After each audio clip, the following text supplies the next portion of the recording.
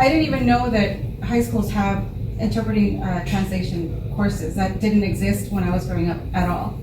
I don't know if you guys watched the video, how I got started, how I got into medical interpreting. I had always worked in administrative work. I had done payroll, bookkeeping, all that stuff, because those were the jobs that used to literally fall in my lap. I didn't really have a passion for it, but I didn't mind it. It paid the bills, and it was something that I liked, because I like working with numbers too. And so I did that from 14 years old to about 36, 37 years old.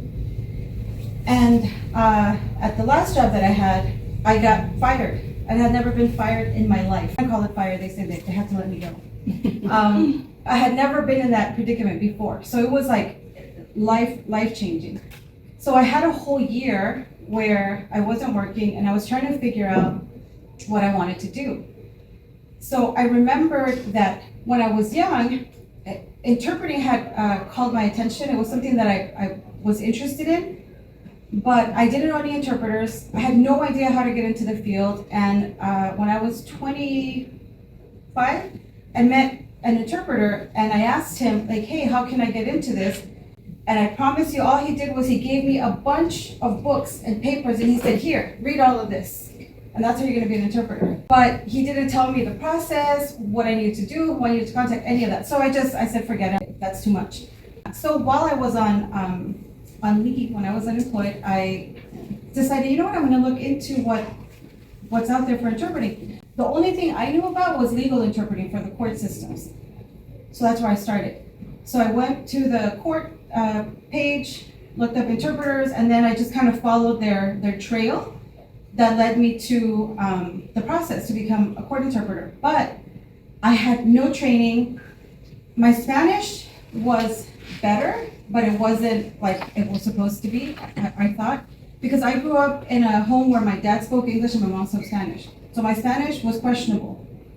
I always thought I spoke great Spanish, but apparently I didn't. And when I got married to a person that only spoke Spanish, so I had no choice but to like use it all the time.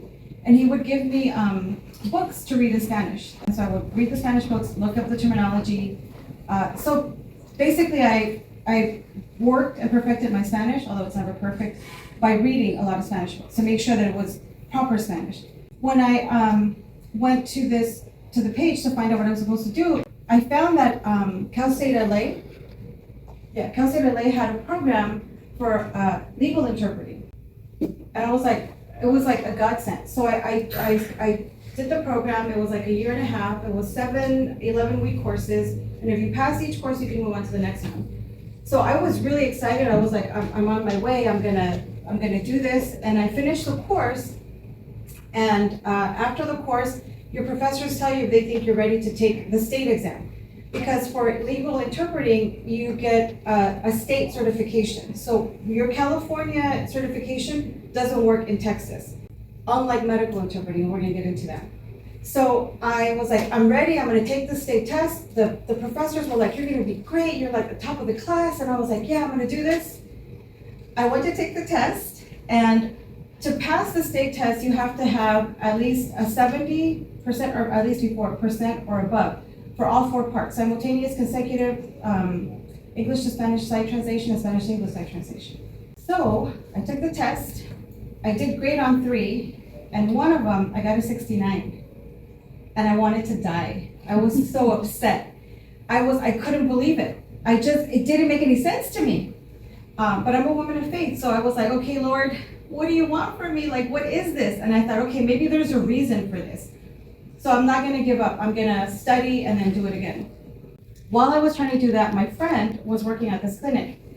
And she said, hey, they're looking for a medical interpreter at the clinic. And I said, well, I'm not a medical interpreter. She's like, you're an interpreter. You just need to learn the terminology, because we had our certificate from Cal State LA. And I was like, yeah, but and she's like, you're an interpreter.